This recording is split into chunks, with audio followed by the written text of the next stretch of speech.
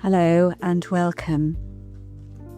Today I'm truly happy to be chatting with someone I've known and admired for quite a few years, the fabulous Gilly Charters.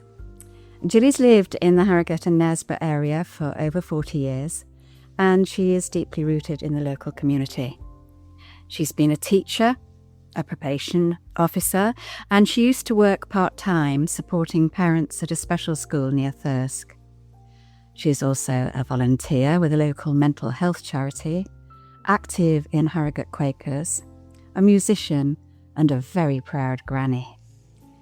Gilly was selected as the Green Party candidate for Stray, Woodlands and Hookston, continuing her long-standing commitment to social justice and care for the environment. Today, though, I wanted to talk to her about something that runs right through all of that, her Quaker faith. We'll chat about what drew her to it, how it influences her life and relationships, the role of silence in worship, and what it really means to live by peace and integrity in today's world. So, welcome, Gilly. A very warm welcome. Thank you so much, Kay.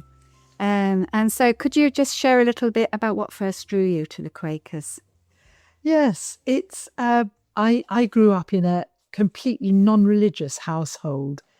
My father never had any type of faith. He was a very good man, but no faith. And my mother had been married in the Church of England, and then things had gone badly wrong. And I think she always regarded anything to do with church very dubiously after that. But my brother and I were interested in matters of faith. And when we were, certainly at primary school, we joined the local church choir. And church music is just a joy, and I love it very much indeed. But we sort of grew out of that and stopped going.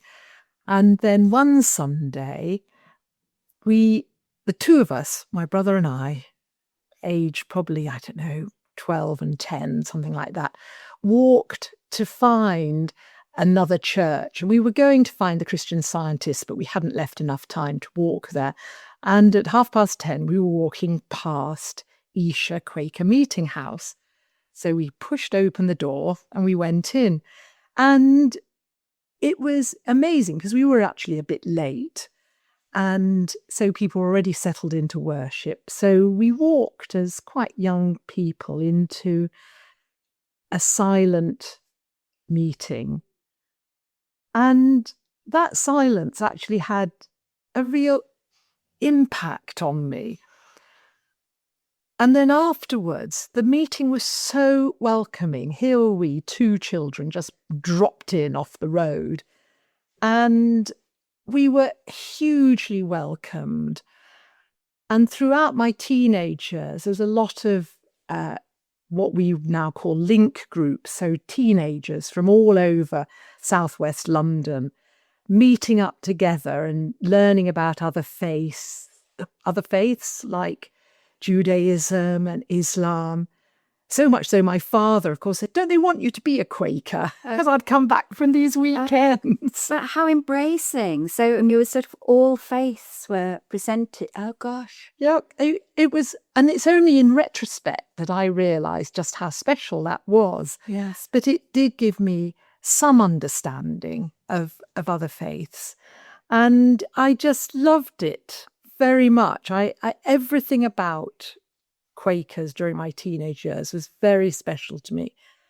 But then, of course, I went to university and Sunday mornings ceased to exist. Don't know what happened to them, but they weren't there anymore. So I didn't have anything more to do with them, with any religion at all. I didn't go anywhere. I joined a choir, but I didn't go to anything that informed my faith journey. And then I was pregnant with my first daughter, or my first child. And I suddenly thought, I'm going to have a child and I'm not going to have any structure for her to grow up in at all. So I was obviously looking back at my own childhood and thinking, there are better ways of doing this than my parents did. And so about 7 or 8 months pregnant, I went to Harrogate Quakers because we were by then living in Harrogate. And again, the welcome was just overwhelming is the wrong word because that implies you might have gone, oh, this is too much. But it was just really genuine, really heartfelt. It wasn't just that I was a pregnant woman. It was, you're somebody and we'd like you to feel at home with us.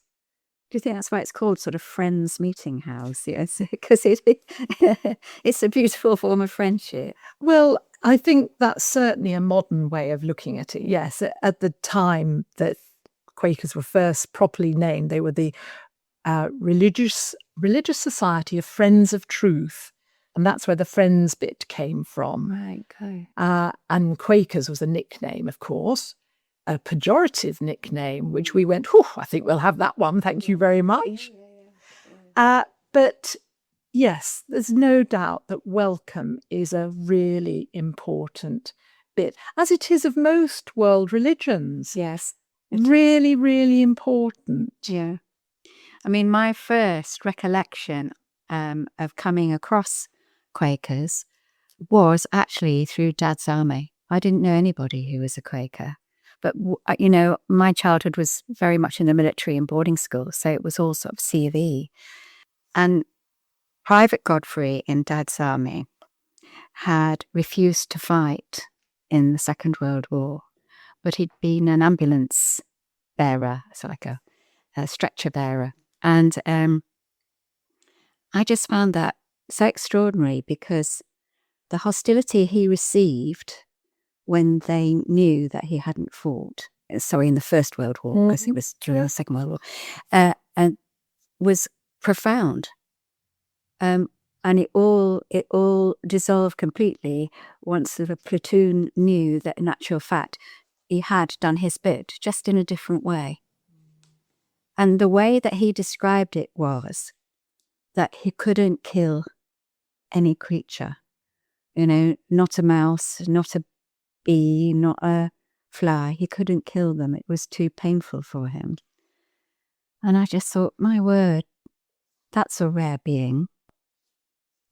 Particularly at the time of the Second World War, when everybody was called to do their duty, but to find a way of doing that in a different way, it's such a exemplary example, I think, of hanging on to your integrity and your belief. But nobody knew about it until it had sort of come up in the backstory. Yeah. So in daily life, what does it really mean to live as a Quaker? I think for me, it's this sacredness of everything. Yes. So everything in life is sacred. And that to me, well, this thing about not killing people. Yes. It's everybody is important. They're unique, special, a child of God. And so those are the things that I always hang on to, and that I don't have to be in meeting for worship on a Sunday to be worshipping. I feel it comes at all sorts of times. And I think this is quite a common human experience. You go somewhere that is special to you for some reason, or beautiful, or that takes your breath away. And we're all given to moments like that. But for me, they are intimations of the divine. And I love it that I can be called into that sort of knowledge at any point.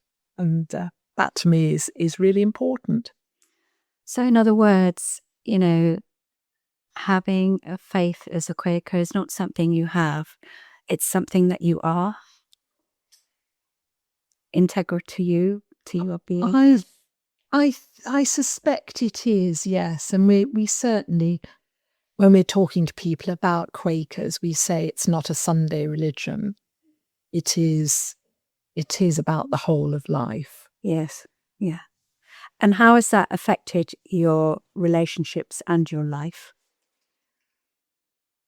Well, I think it's made me choosy about relationships and about what I do with my talents and my time and my money.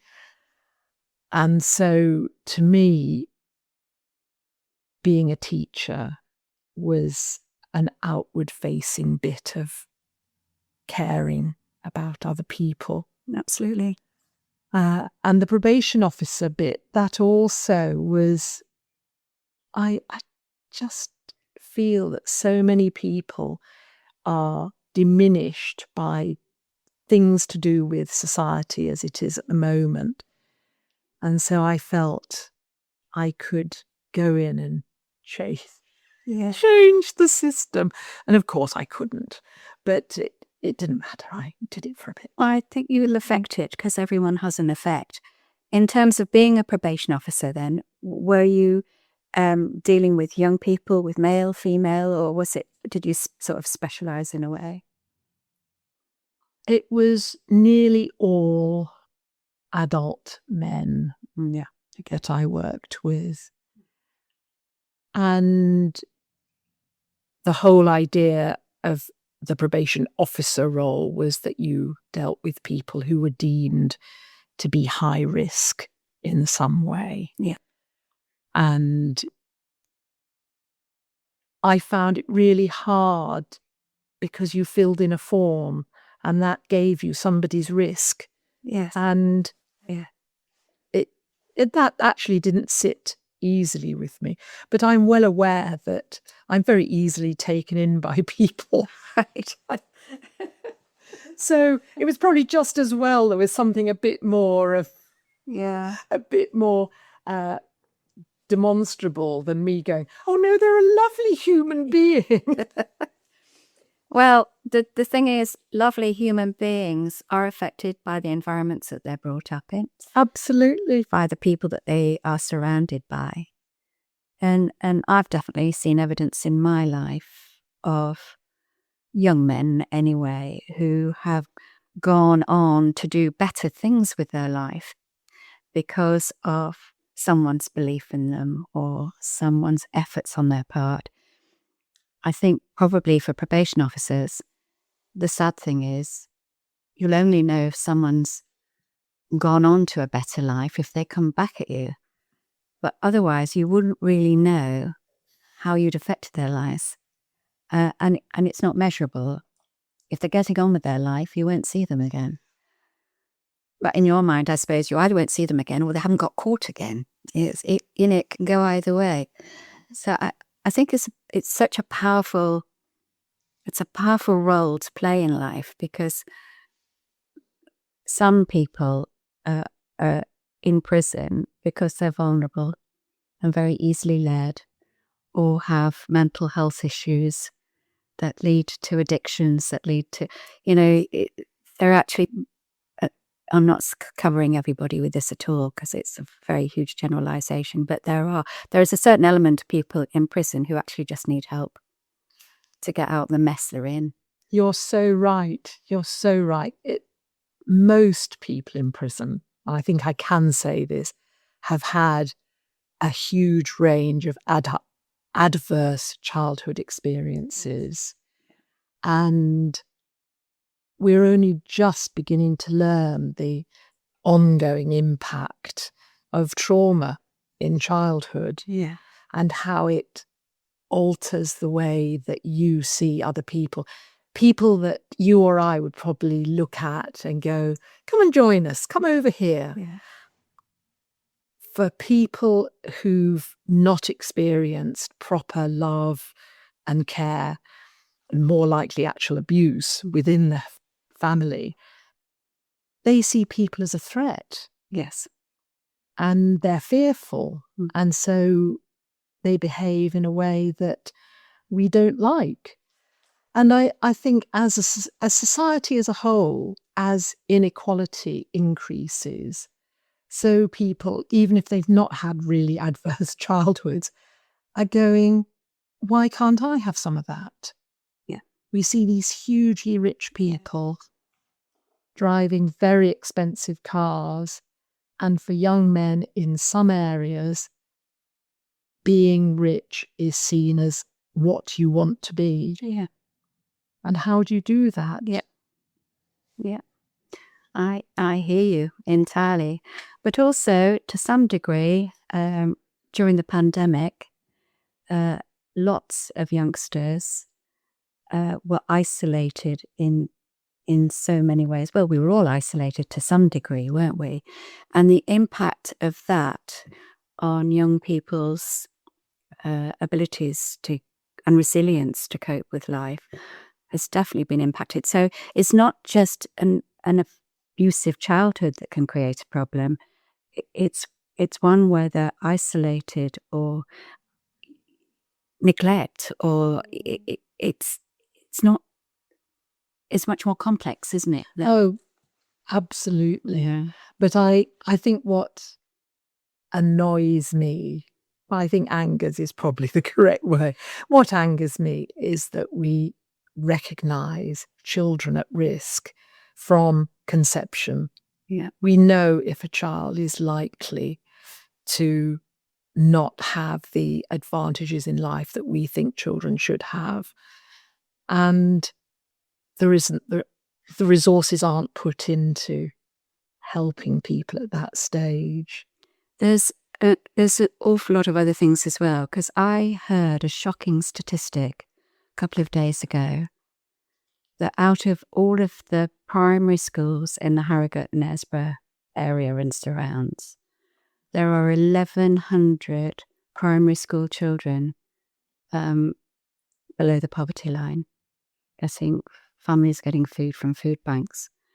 So if they're not getting proper nutrition as they grow either, that becomes another factor as well, doesn't it? Absolutely.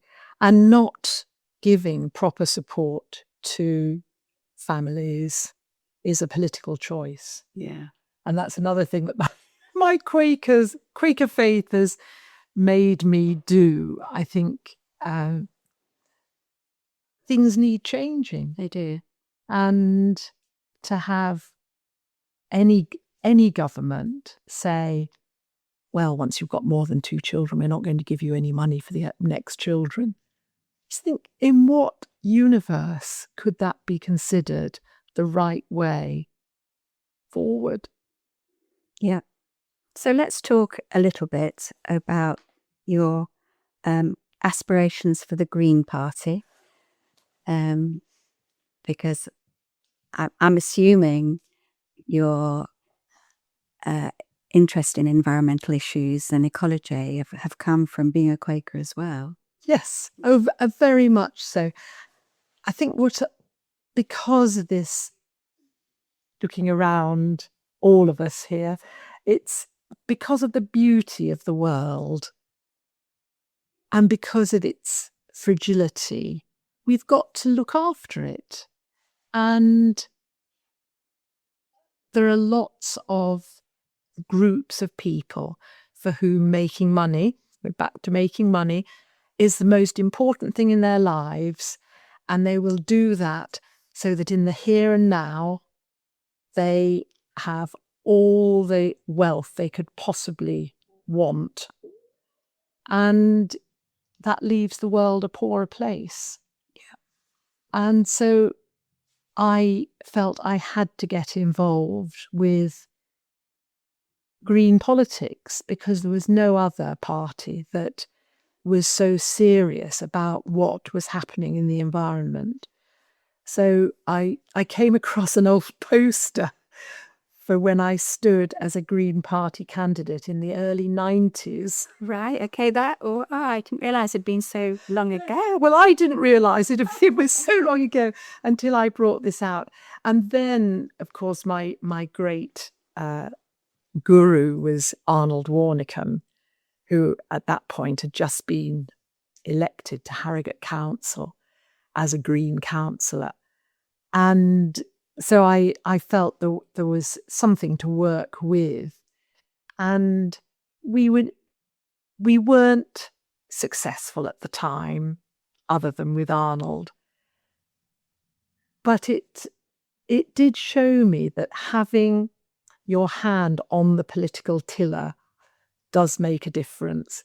And amongst Greens, we often say having a Green in the room changes the conversation, because you'll have a conversation between councillors of all persuasions, and it will be to do with money and how we raise money and what we do for expedience. And the Green will say, how is that going to benefit the poorest people in the area? How is that going to give us open areas for our children to play in? How is that going to make the roads around schools safer? It asks questions in an entirely different way. So it's a more holistic approach in terms of community, and yes. Absolutely. Yeah. Absolutely. And what I liked about our new leader, Zach Polanski, when I heard him speak at conference, I didn't get to the whole of his speech.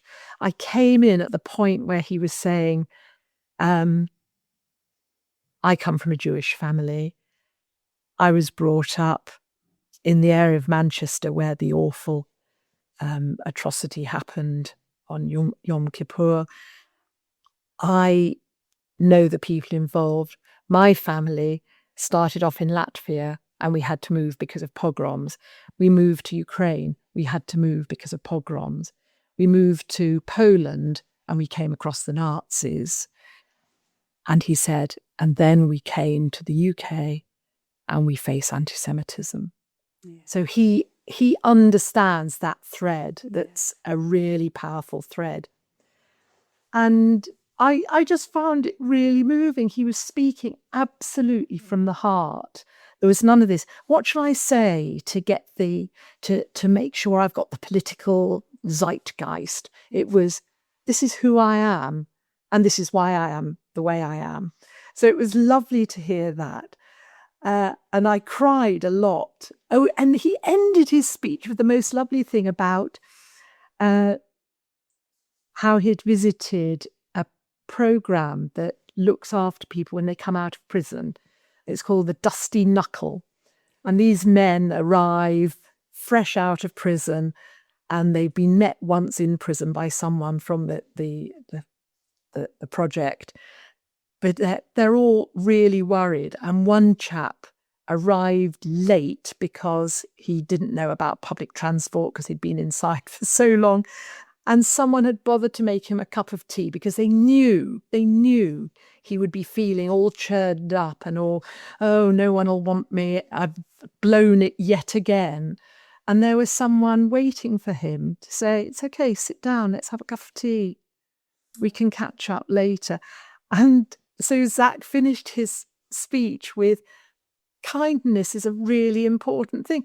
And I've always felt that. I agree. Yeah. I totally agree.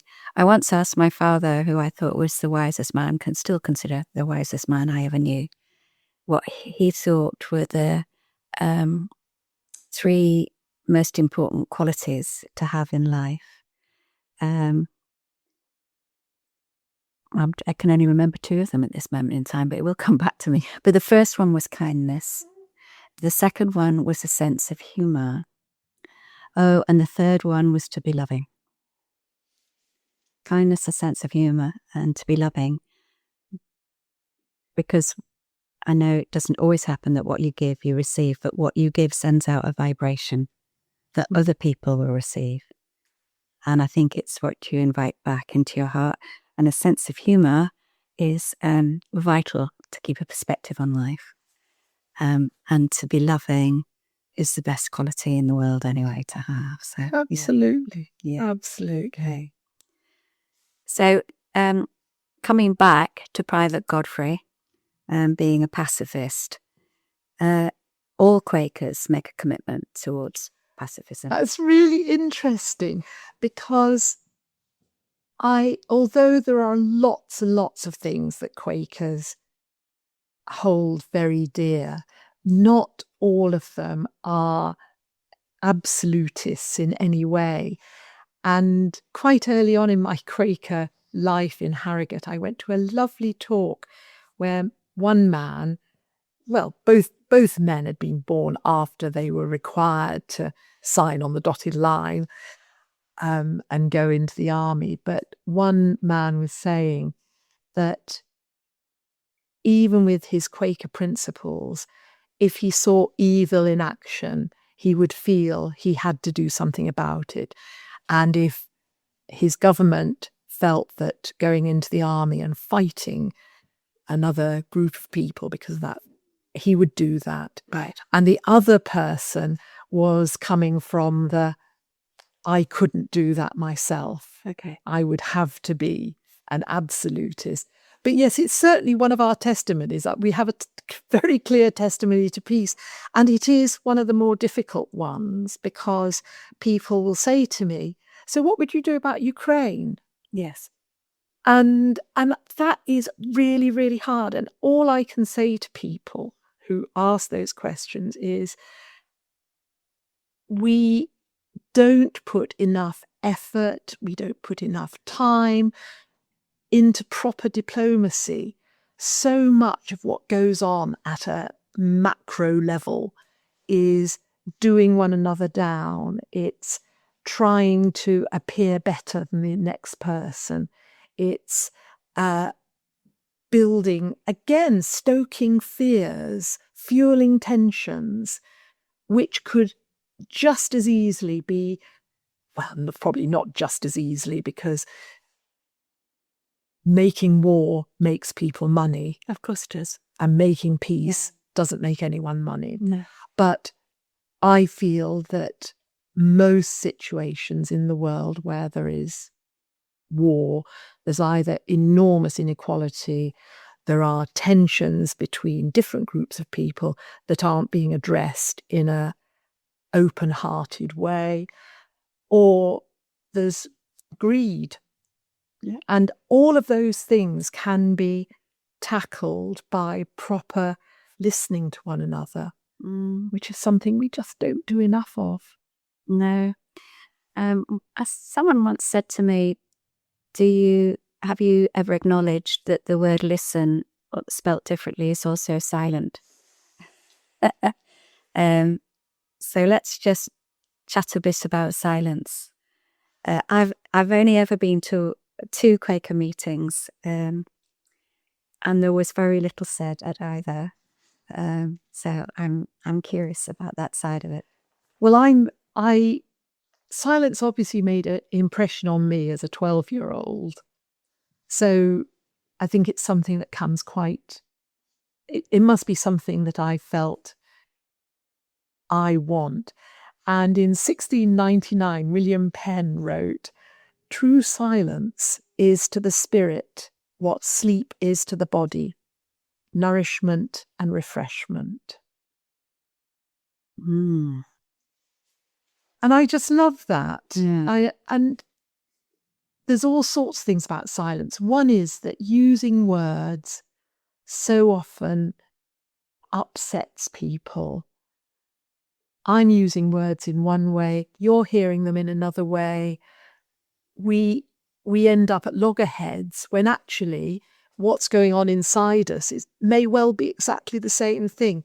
So I think worshipping in silence is really powerful.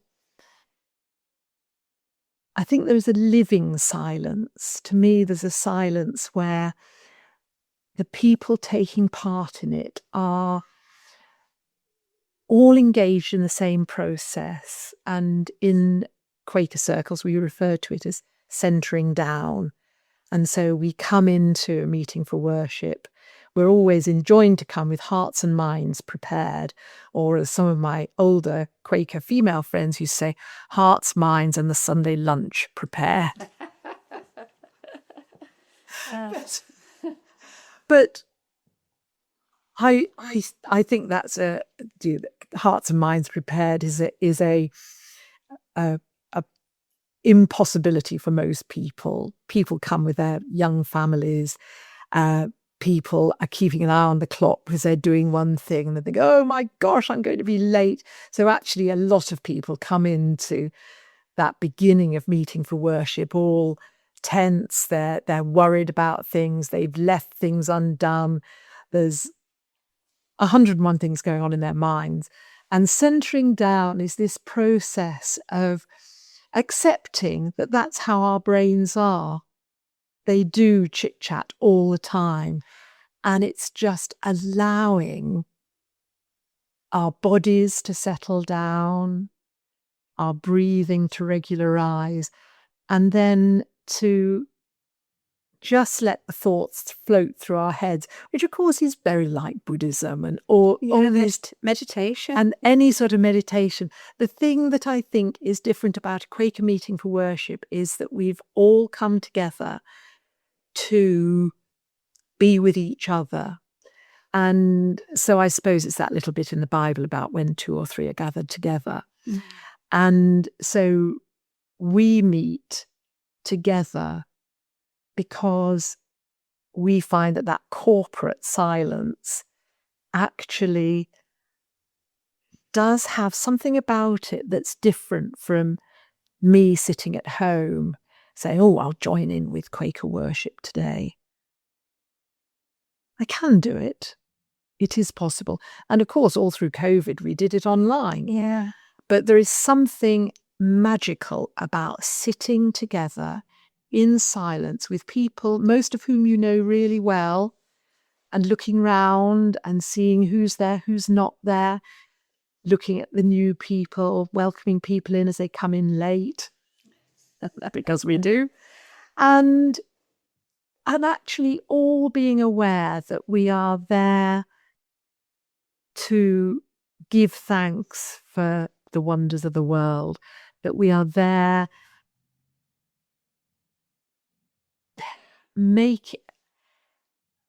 each with our inner lights, making a whole and allowing something greater than us to permeate into us. And if you can get a gathered meeting, it's really quite special. And we often only know that it's a gathered meeting because somebody will be moved to speak, and being moved to speak in a silent assembly is quite daunting. But people experience being propelled to their feet. They have a message. They are propelled to their feet and they stand and they'll give whatever message it is. And afterwards people will say, that's what I was thinking. That is going on for me. So it's almost like a fellowship where you're picking up the vibration of each other in community, you feel held in community. Yeah. Do you have prayers? We don't have formal prayers, but definitely some people would say they pray. Yeah. And they may well use traditional sorts of words. Yeah. I find myself praying at all sorts of moments. And again, sometimes I use quite traditional words. Often it's just a word as, oh, God, help me. Yeah, okay. But at other times it is, thank you. Right. Just thank you. And I mean, you don't actually have anyone who leads the service, do you? As in a vicar or, yeah. Yes, it's a lovely... Quakers actually, I think, still only exist still because George Fox put in place a lot of organisation. And so whereas the Ranters and the Diggers and the Muggletonians and so on had their moment and then died away, because Quakers had structures, particularly meeting up with each other in small groups and then in area groups. And then once a year down in London, all these people coming from all 4 corners to be together as the Lord expects us to be, and to see one another's faces. That was considered a really important bit of yearly meeting. And we still do that now. So although it looks as if there's no leaders. Actually, we have people at Friends' House in London who are prepared to make statements on behalf of Quakers. We have locally, I'm part of Harrogate Quaker meeting. We have people who do the business side of things. They gather us together for a meeting for worship for business. We have elders who are tasked with looking after the spiritual life of the meeting. We have pastoral friends whose job is to look after us. So there are lots of roles that people take Yes. that then they're more naturally geared towards help quick for you. But we only do them for a short period of time. So we have what's called a nominations committee, and nominations meet and they consider gifts and talents, and then the names go to the business meeting. Would so-and-so, do we agree so-and-so should be a pastoral friend for 3 years starting from? And then at the end of the 3 years, people stand down. You can relinquish a role at any time. Okay. But the idea is that 3 years gives you a chance to find out what you're meant to be doing, to do it well, and then to start to pass it on to someone else. So very similar to Samaritans here, of course. We do things in 3-year rotation. So it's a good, well, there are lots of roles I know in the services. You have a job for 3 years or 2.5 to 3 years, and then you're moved on to bring in the fresh, the new, and keep it all vibrant and alive. And what about singing? Because you're originally, when you were, 12 and 14, you were drawn in to the churches because you like to sing. Yeah. Do you get to sing? No, I never get to sing as a Quaker. Well, hardly ever. Sometimes when we have some sort of training event, there'll be someone who will lead some singing.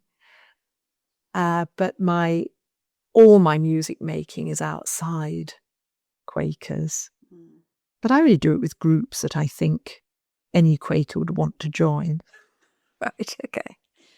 And you referred earlier on to the inner light. How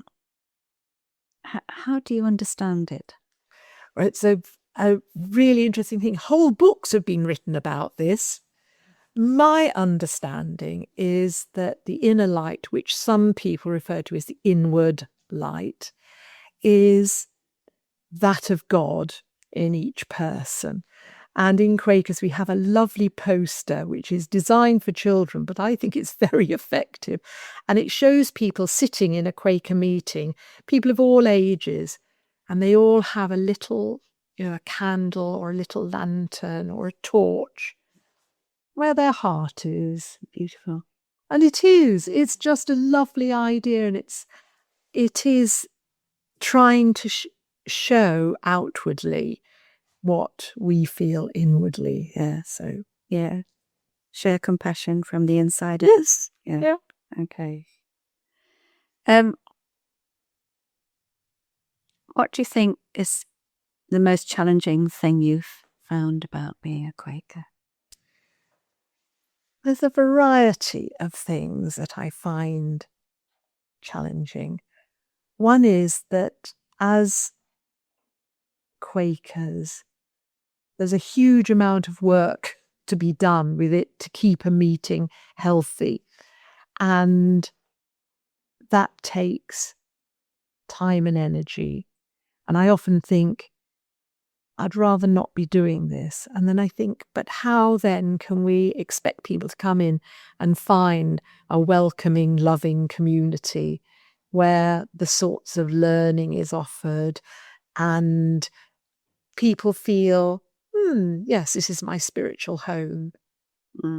So it's not a big thing, but it's every so often I think, it would be so lovely just to be able to come to meeting for worship, settle down, and then after my cup of tea, go home. To be honest, I think a lot of people would do that in a lot of faiths, turn up, attend and go home, but not actually participate in how it all comes about. Yes.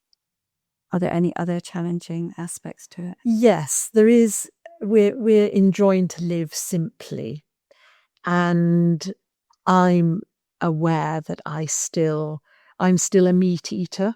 Right. So, and there's no way that industrial meat production can be allowed. It's not an acceptable thing. And so I'm quite interested that I'm still hung up on that one. And then, of course, milk comes under the same category. Industrial keeping of dairy cattle is wicked. There's no other word for it. Yeah, one of my sons used to live and work in Botton Village, which is on the North York Moors.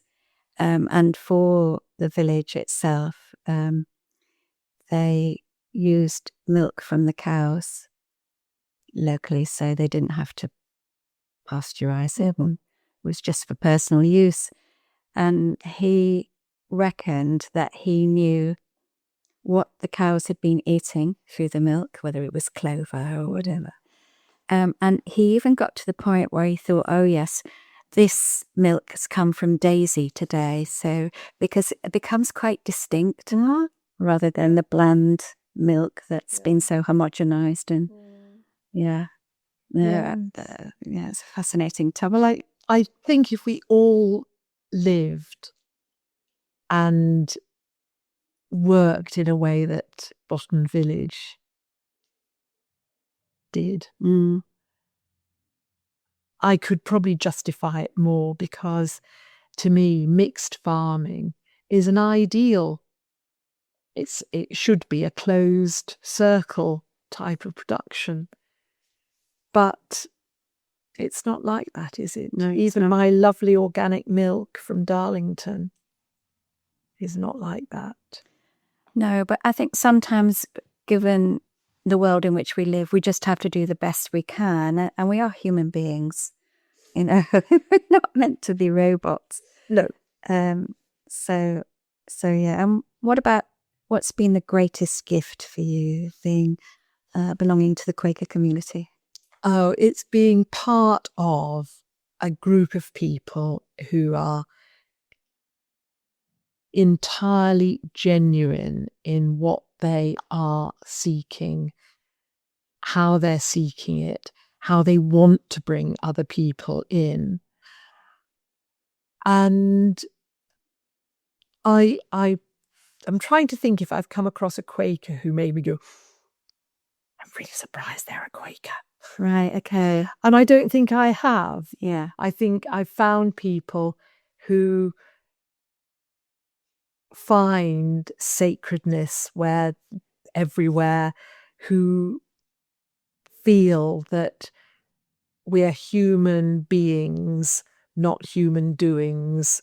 We're and treat each other in that way, which is, I think, hugely important. Yeah. No, I agree.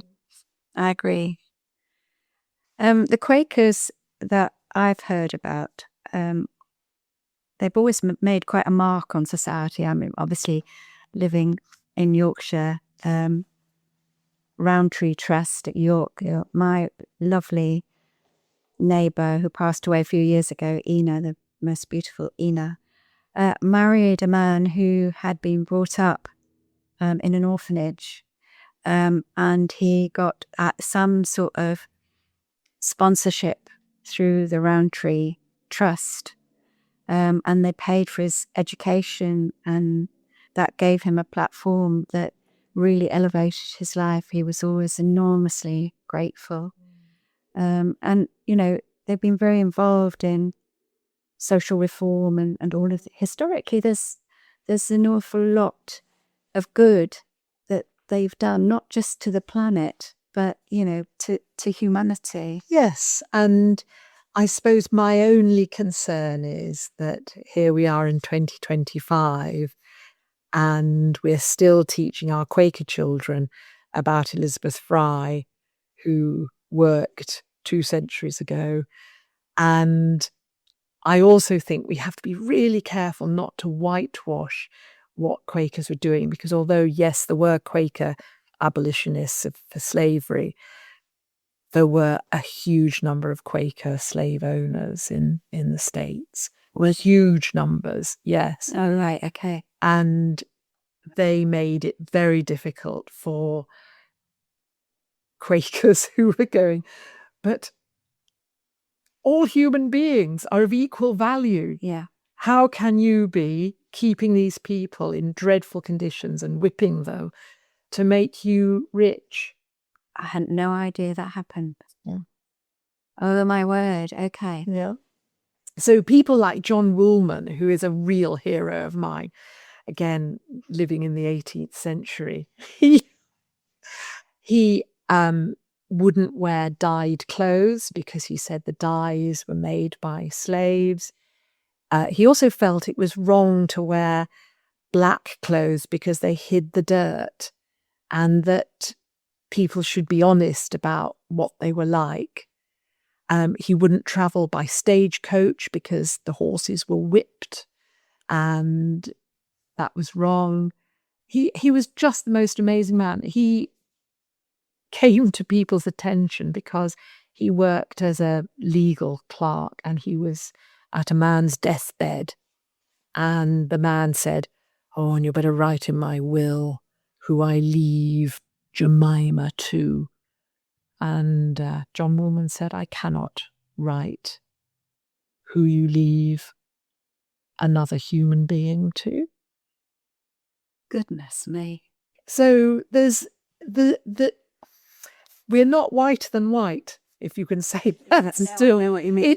It's a really, I think there's quite a contested history that could be written about all sorts of things. And so would you imagine, I don't know if you know, if the Quaker meetings in the States would be like the ones in the UK? Are there sort of variants? There are lots of different yearly meetings in the States.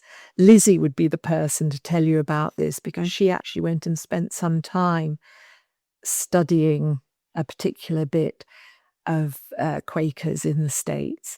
And what I picked up from her was that they take their being together in faith hugely importantly. So people would travel tens of miles, certainly, on a Sunday, and they'd get there really early, and they'd have pre-meeting learning, and then there'd be a meeting for worship, and then there'd be post-meeting learning, and food together and things like that. So a whole day was spent on this. And something else just flitting through my mind then. Oh, also, a lot of Quaker meetings in the States are what are called programmed meetings. So we, as Quakers over here, wouldn't recognise them because they're not silent. They have pastors, and they have a set timetable, and people come in and they sing a hymn, and then they listen to the pastor speak. So very different altogether. Wow. Yeah. And do you do Bible study together? We do some. There are people within Harrogate meeting, within all meetings, I think, for whom the Bible is a really important document. But it's not. For most Quakers are interested in continuing revelation. The fact that as time goes on, so we have to read things more carefully and make sure that we really are understanding what it's telling us. Yes, well, the Bible is open to interpretation, like every other written word, I suppose. What's surprised you the most, or gifted you the most, I suppose? Surprised? It may be that I'm still here with Quakers, because I suppose I thought I'd found a home. But we change homes, don't we? We do. We do. We evolve differently, don't we? Yes. Yeah. Yeah.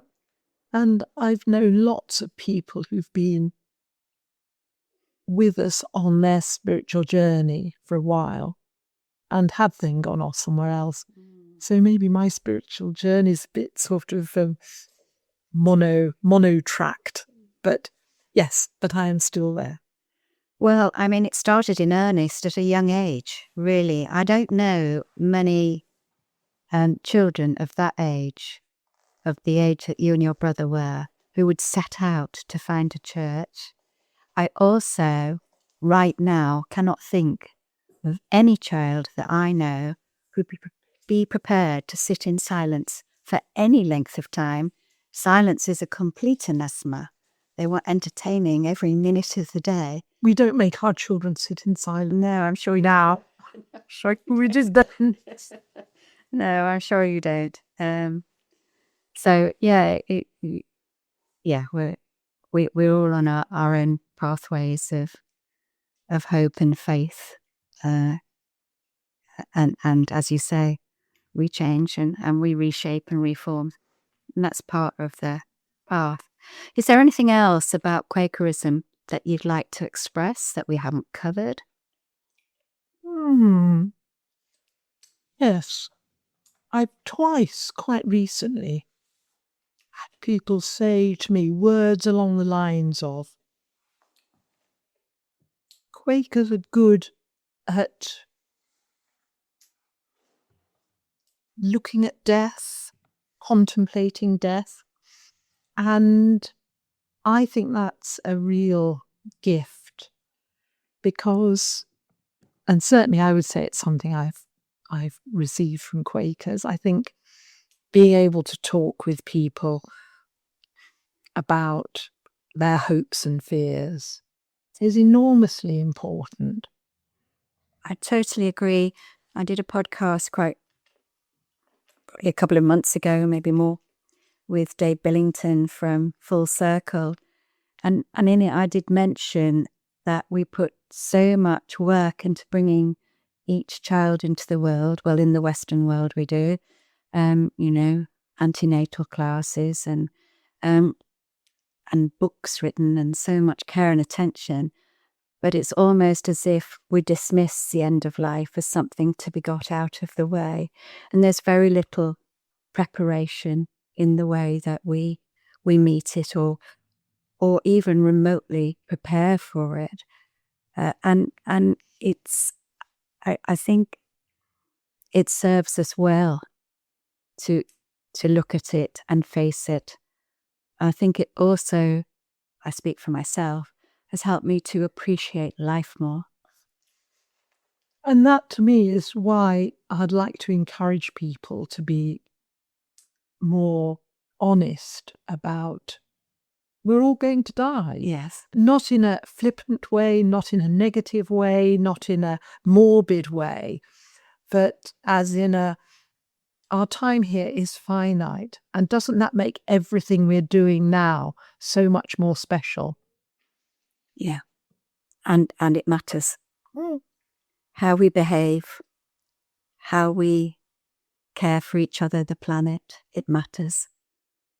Yeah. What wisdom from your faith would you most like to share with listeners? Oh, let me tell you, I got a little bit from George Fox, Okay. who I personally would not have liked to have met. You would have thought I was dreadfully wimpy about everything. George Fox was one of these men who, I didn't realise this, but in the 17th century, there was a time immediately after a sermon where anybody could get up and talk in church. George Fox used that to full advantage, basically to tell people that they were being led astray by this man in the pulpit. And didn't they realise they could have their own individual relationship with God and it didn't need to be mediated by him? Now you can imagine this word didn't go down very much. And he was often to be found tumbling down the steps of a church because strong men had picked him up and thrown him out. But he was an amazing man in all sorts of ways. He walked miles and miles up and down the country. But he said, I didn't put a date on this one, which is ridiculous. Be patterns, be examples in all countries, places, islands, nations, wherever you come, that your carriage and life may preach among all sorts of people and to them. Then you may come to walk cheerfully over the world, answering that of God in everyone. That's beautiful. So, yeah, live your faith, and that's exactly what Quakers do. We hope. We hope. To the best of their ability at the time. Oh, wow. It's been fascinating. Honestly, Gilly, it's so fascinating. I've wanted to know more for a long time. But it's also been particularly inspiring to hear how your Quaker faith has sort of really underpinned everything that you do. From community service to environmental activism, the way you carry those values of peace, integrity, and also equality into daily life. And I thank you to everyone listening. I hope this conversation has given you a glimpse into the quiet strength and wisdom of the Quaker tradition, and perhaps encouraged you to pause, listen inwardly, and notice what light is waiting to be seen in your own life.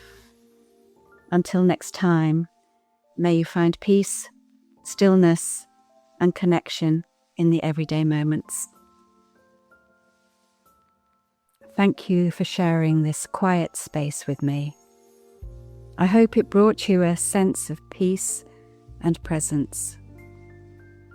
If you feel moved to, I'd love to hear how it landed for you. Your thoughts and feedback really help me shape future sessions with care. You're welcome to subscribe and share this with anyone who might find it helpful.